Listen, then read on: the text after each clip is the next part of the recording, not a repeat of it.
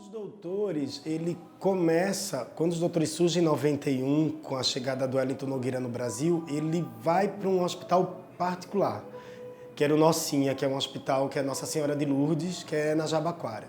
Depois que os doutores foi se formando a instituição, então a gente decidiu que a gente iria aqui para a rede pública, porque aí você atende realmente um público com vulnerabilidade social. Isso dá até hoje o que é a identidade dos Doutores da Alegria. Em São Paulo são 27 artistas, em Recife 14 e no Rio de Janeiro, que se chama Plateias Hospitalares, é um projeto que faz um convite para a classe artística e para o hospital no Rio de Janeiro. Então são grupos que têm espetáculos de teatro, de dança, de circo, para fazerem apresentações na rede pública do Rio de Janeiro. Então, os doutores têm essa gama de atuação. A vontade de fazer isso dentro de um hospital era uma intuição, não sabia se ia dar certo, né? Era um desejo. Olha, eu me projetei e falei, acho que eu poderia fazer isso. Eu vi o trabalho no hospital e fiquei completamente tomado, arrepiado, emocionado, o efeito dessa dupla de palhaços entrando no quarto e com uma pequena brincadeirinha, uma bobagem qualquer, uma piada, o jeito de andar, a criança já mudava, né? O corpo naquele estado de abandono já dava um soprinho de vida, assim. E às vezes era uma gargalhada do que acontecia, uma trombada, um sacaneando com o outro, músicas, né? Eu falei, caraca, em 5 minutinhos, se transformava o ambiente hospitalar. O pai mudava, a enfermeira mudava, o hospital mudava, algo de mágico acontecia. Eu falo, me arrepio até hoje. E eu falei, eu quero fazer parte disso. Os Doutores da Alegria, quando surgem em 91, tinha uma resistência muito grande, né? Os hospitais, porque diziam assim, o que é que um palhaço está fazendo aqui dentro de um hospital e brincando de ser médico, eu que sou a figura mais importante dentro do hospital. E o diretor clínico da UTI adulta era um senhor muito austero, muito bravo, a gente chegava brincando, ele pedia pra gente cantar baixo, então a gente descia agachado, passava cantando a gatinha na porta dele, ele dava risada um pouco, mas meio bravo, e neurologista, e o neto dele foi internado, vomitando muito, disse que não tinha pulmão no cérebro. Então o avô saber que o neto tinha, né, e o pai e foi muito duro, assim, porque esse homem que era uma pessoa muito brava com a gente, um dia ele chegou e falou, vocês podem visitar meu neto? Tá no andar tal, não sei o que, ele nunca tinha falado com a gente. E foi super bonito, assim, você vê a humanização de uma figura, que a gente coloca o médico muito no lugar lá em cima, né? Ele é autoridade dentro do hospital, o palhaço é tosco lá dentro. Então essa questão de vir de profissional para profissional, e falar, e aí, colega? Você pode fazer algo pelo meu neto que eu não posso fazer. Depois de 27 anos, o hospital entende essa potência, né? Esse trabalho que o palhaço ele cria um link, ele cria uma ligação da criança com o médico, da criança com o próprio pai e a mãe, porque quando o palhaço ele entra, ele se conecta com a criança, ele começa a brincar e a jogar, e a mãe participa, e o médico participa, a criança ela aceita essas pessoas de uma maneira mais positiva dentro do hospital. Então, todo o processo do tratamento, a gente não está lá para amenizar a dor, mas a gente está para criar essas pontes. A criança, quando ela está internada no ambiente hospitalar, não só ela está fragilizada, como todo o entorno dela, os pais, né, as mães que são mais presentes do que os pais dentro do universo hospitalar. Então você poder dar esse estofo, dar esse calço, esse ombro, né? Você está a serviço desse acolhimento, eu acho que é fundamental. Esse isolamento social a criança sai da escola, ela não vai à praia, ela não vai ao cinema, ela não vai brincar. Então, esse processo de isolamento social cria muito estresse. Então, o palhaço, ele cria essa ponte com o lúdico, né? Com o brincar, com perceber que pode olhar o entorno e transformar em algo poético e bonito também. Então, tem essa construção aí. Não é só chegar lá e fazer um show. Tcharam! Ele riu ou não riu da gente? Tanta coisa que a gente está lidando, é tanta camada.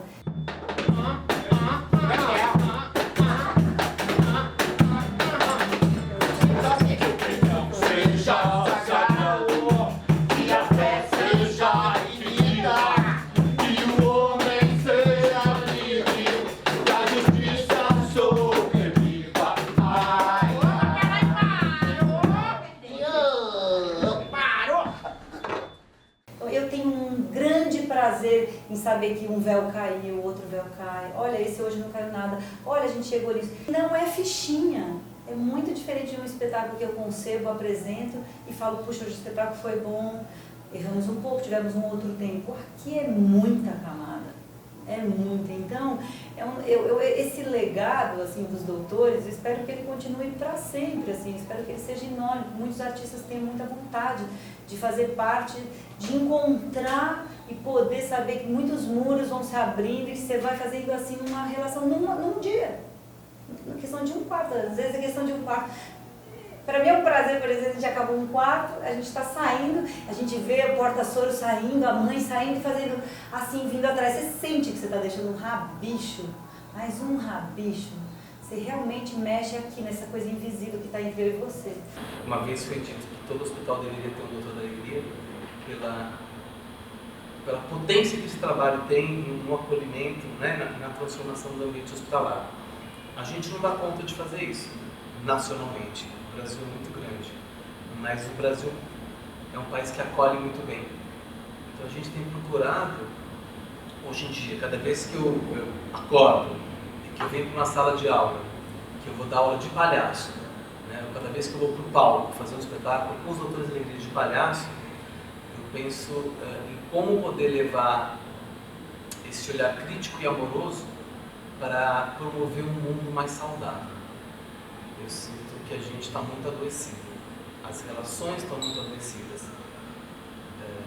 Eu acho que o palhaço tem essa potência de ir distorcendo as coisas para que a gente ria de si próprio como um grande espelho. É um local que precisa muito da gente lá, que é o hospital. Então isso para mim é muito prazeroso. Eu amo trabalhar a 2 palmos de distância. Eu amo atuar a 2 palmos de distância da minha plateia. Eu amo isso. Porque a plateia, a minha criança, ou o profissional de saúde, ou a mãe, ou o pai, estão como estamos aqui disponíveis. Esse é o tamanho. É assim que eu atuo. Pô, inclusive ele é meu parceiro, esse ano no hospital, mas é essa distância.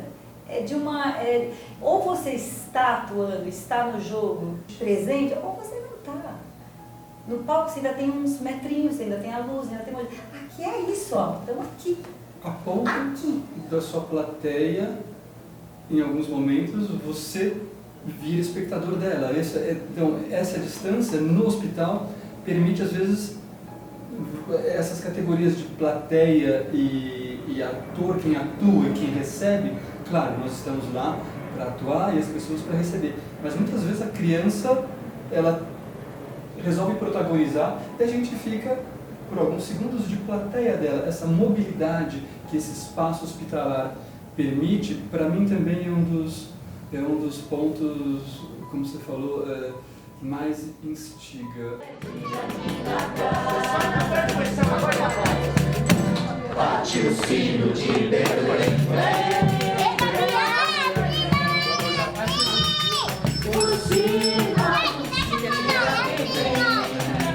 Deixa ele falar, ele vai falar uma coisa. E essa coisa de acontecer em tempo real, a queima-roupa, sem um script, você tem cartas na manga, você usa de habilidades que você tem mais, mas efetivamente o trabalho acontece com que a criança aponta, né? Você tem que treinar muito um estado de disponibilidade para o jogo. A gente está lá para dar, mas para receber. Nós somos muito nutridos pelo ambiente hospitalar, pela criança, pelos pais. Tem uma troca, não é só, olha só como... não, é uma troca.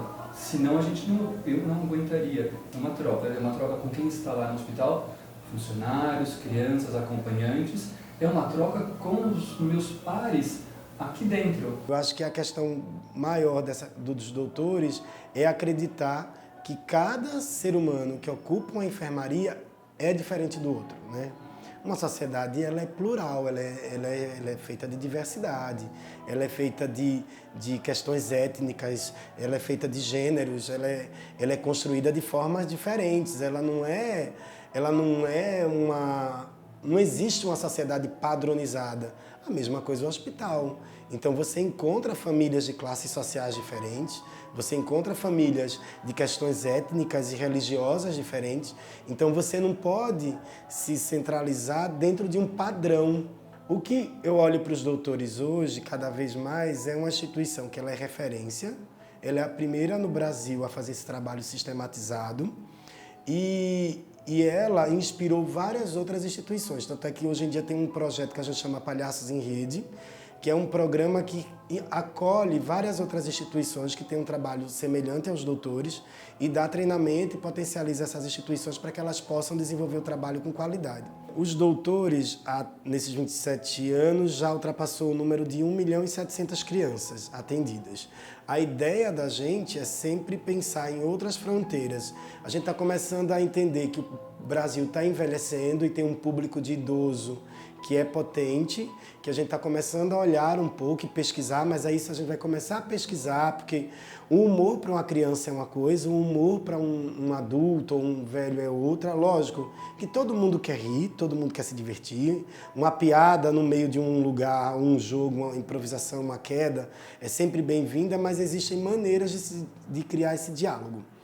Então a gente está começando a fazer esses estudos, já tem um hospital piloto que a gente faz isso, que uma das duplas passa por uma ala adulta e a gente está começando a construir essa relação para ver se é um novo campo.